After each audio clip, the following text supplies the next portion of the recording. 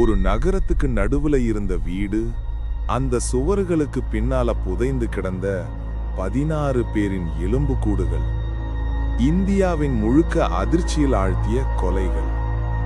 அது 2006 காலகட்டம். நொய்டா அருகே ஒரு காலனியில் திடீர்னு சில குழந்தைகளும் பெண்களும் காணாம போக ஆரம்பிச்சாங்க. முதல்ல யாரும் பெரிய கவனம் செலுத்தல.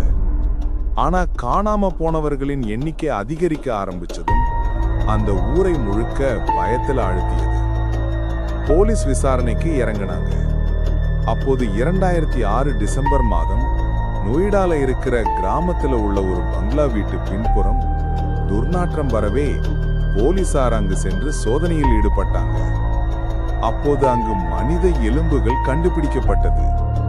அது மட்டுமில்லாம அங்கு மொத்தம் 16 பேரின் உடல் பாகங்கள் தோண்டி எடுக்கப்பட்டன. இதை கண்ட மக்கள் பயத்துல நடுங்கினாங்க.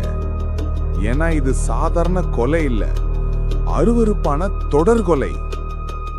இதனால அந்த வீட்டுல வேலை பார்த்த சுரிந்தர் கொலி மற்றும் வீட்டு உரிமையாளர் மோனிந்தர் சிங் பந்தர் இருவரையும் போலீசார் அரெஸ்ட் பண்ணி விசாரிச்சாங்க. அந்த விசாரணையில தெரிய வந்தது, சுரிந்தர் கொலி குழந்தைகளையும் பெண்களையும் வீட்டுக்குள்ள அழைத்து வந்து கொலை செய்திருக்கிறார். சிலரிடம் பாலியல் வன்முறையும் செய்திருக்கிறார். பிறகு உடலை துண்டு துண்டா வெட்டி பின்புறம் புதைத்துள்ளார். இந்த செய்தி வெளியே வந்ததும் இந்தியா முழுக்க அதிர்ச்சி ஏற்படுத்தியது.